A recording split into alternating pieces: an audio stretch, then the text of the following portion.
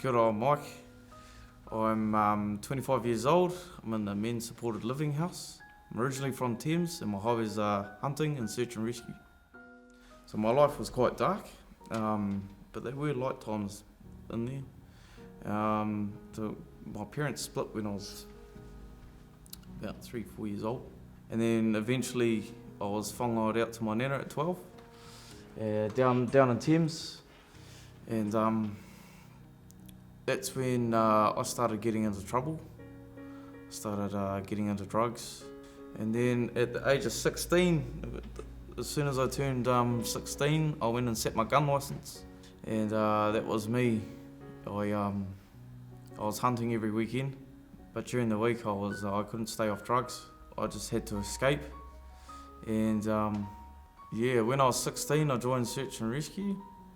I thought, I'll give back.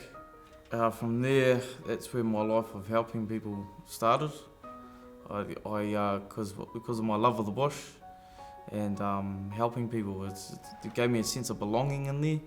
But after a while, drugs sort of crept in, and eventually I was using full-time methamphetamine. I was lost. I didn't know what to do, and insanity crept in. I was still doing search and rescue, and then eventually I just didn't do anything but drugs, and then eventually it led to gangs. 2019 I went to higher ground. That's when I had a taste of pure sobriety. It sort of gave me acceptance, but still that insanity was still there. There was something missing. I had this God-sized hole, and I was trying to chuck everything materialistic-wise into it.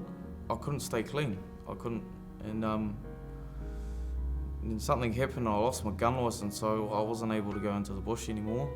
I was under investigation, and I got taken off the first response for search and rescue, and that's when I lost myself. Part of me was broken, and I went back into gangs, and I eventually got worse. I was down in Thames, and I met a guy called Jason Paul at a meeting. Little did I know he was going to save my life. He said, you're struggling, come up and live at Grayscape. And for about a year I was out and active, and I'd forgotten his name. I'd forgotten the name of the place. And then one day, one of my mates messaged me and said, I'm at Grayscape. And I clicked. And I went, what's Jason Paul's number? So I rang him, and for 6 months we were trying to get me in, but I couldn't get out of the lifestyle I was in. So I rang Jason one day, and he was so glad to hear from me. I could hear him saying, Mike's friendly in the background. Hey, from Alex, all that. It was a good feeling. I felt like, someone was looking over me. And I said, I've been crying for about 2 days straight. I think I'm ready. To give this a proper shot this time. And a week later, I was in here. As soon as I arrived, I got a massive sense of belonging. It was quite a weird feeling. Like I felt like I was home, like I'd been here forever.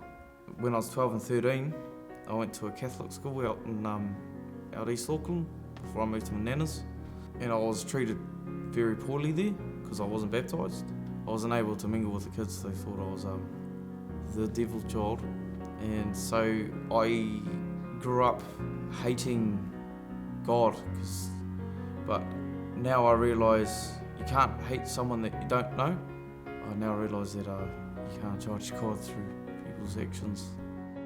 I think what I had when I came in here was open-mindedness. I'd known that my way of living life had not worked. My best thinking had got me to this very point in life. I was open to whatever it took to get me well. As soon as I started handing my will over to this church, good things started happening. I felt love for the first time in years. I felt a sense of myself, just the love that this community has. I didn't feel judged one bit, and it was cool. For me, my God is my shepherd. He loves me unconditionally. It's like a childlike love. He's forgiven me for what I've done and what I do in the future. and God has given me a new life beyond my wildest dreams. Today, I don't have much materialistic wise, but I feel I have everything.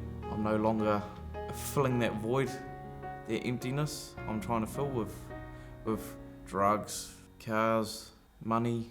I feel I'm eating at His table, and that's enough. So before I found God, I felt like my own will was destructive, and my will was egotistic, and it destroyed my life. I had lost everything I had due to my own will. Now following God's will, my life is easier, and I've fully surrendered to His will. That beats anything materialistic wise that I've been chasing. God's given me connection. It's something I've been longing for my whole life. Connection and a sense of belonging. Get a sense of myself too. And I feel He's got my back. I'd like to thank my Nana, first and foremost, for saving my life as a child. Without her, I would have died before the age of 15. I was not in a good place, and she took me out of that rut. I'd like to thank my house host Chris McCoy, and Jason Paul for saving my life. Thanks, brother. I'd like to thank Wes, you're the man. I'd like to thank Lindsay and Rosalind and Catherine for the starting point. They showed me the ropes and answered all the questions that I needed. I'd like to thank everyone that works at Gracegate. It's made me feel welcome and has loved me ever since they met me. I'd like to thank John, Glennie and Alan for not only me but for making this possible for everyone that goes through addictions. So today I'm going public with my faith and getting baptised because I believe that Jesus is my Lord and my Saviour, and I'd like everyone to know.